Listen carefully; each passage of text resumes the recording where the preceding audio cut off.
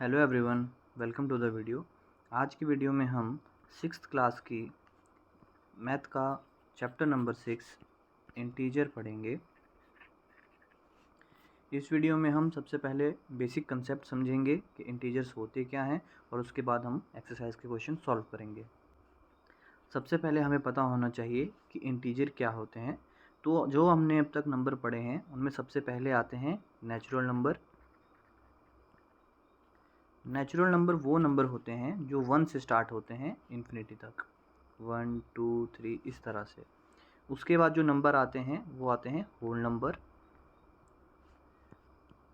जिसमें नंबर 0 से स्टार्ट होते हैं, 0 1 2 इस तरह से इन्फिनिटी तक। उसके बाद हमारे पास एक तीसरे तरह के नंबर होते हैं जिन्हें हम कहते हैं नेगेटिव नंबर। नेगेटिव नंबर 0 से छोटे नंबर होते हैं, 0 -1 -2 इस तरह से माइनस इन्फिनिटी तक। तो वो नंबर जिनमें नेचुरल, होल नंबर और इंटीजर तीनों आते हों उन्हीं नंबर्स को कहते हैं इंटीजर्स।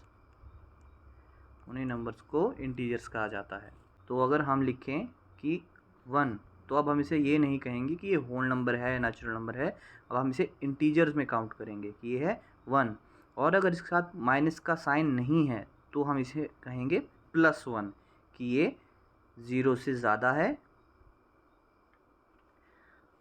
अब +1 भी क्यों कहेंगे? क्योंकि हमारे पास एक होती है नंबर लाइन जिसमें नंबर 0 से स्टार्ट होते हैं। अगर वो 0 के राइट साइड हैं तब वो पॉजिटिव नंबर्स में आते हैं, और अगर वो 0 से लेफ़्ट साइड को हैं तब वहाँ पे हम उन्हें नेगेटिव नंबर्स में काउंट करते हैं। जैसे अभी हमने लिखा 1, तो उसे हम +1 समझेंगे।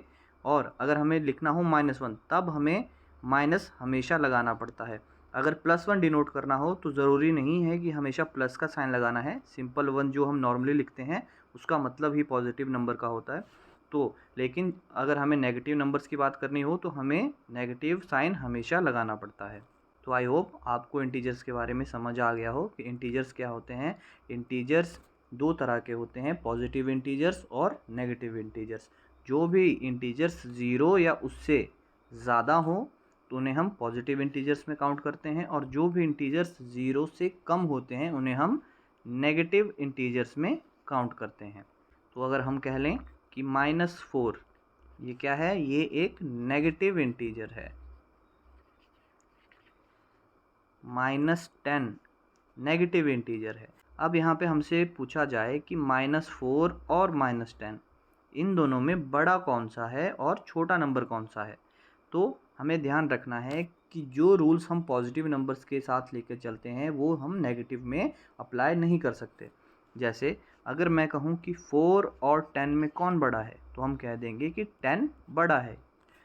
लेकिन जो नेगेटिव इंटीजर्स होते हैं उनमें जो भी नंबर छोटा होता है वही आप दोनों में बड़ा होता है।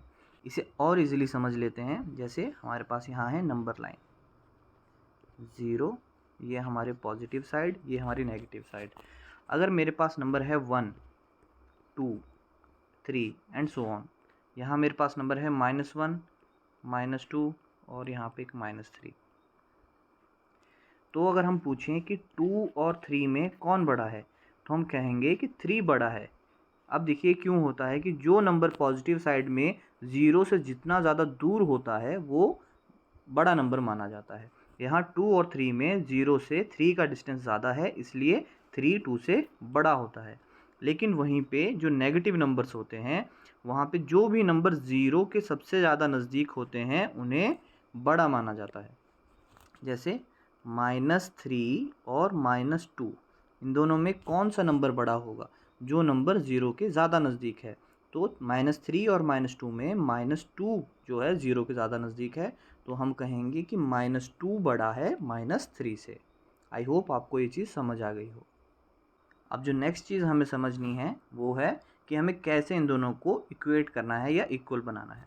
अगर मैं कहूँ कि कोई भी एक ऑब्जेक्ट है वो अपनी पोजीशन से +3 मीटर आगे जा चुका है, अब उसकी नई पोजीशन हुई यहाँ पे, तो इसे वापस उसी पोजीशन में लाने के लिए हमें कितना चढ़ना होगा? -3 मीटर्स। ये मैं इसलिए समझा रहा हूँ क्योंकि अगर हमें कहा जाए कि पॉजिटिव नंबर का ऑपोजिट क्या होगा, हम कहेंगे नेगेटिव नंबर। अगर कोई हमसे कहे कि +3 का ऑपोजिट क्या होगा, तो हम कहेंगे -3।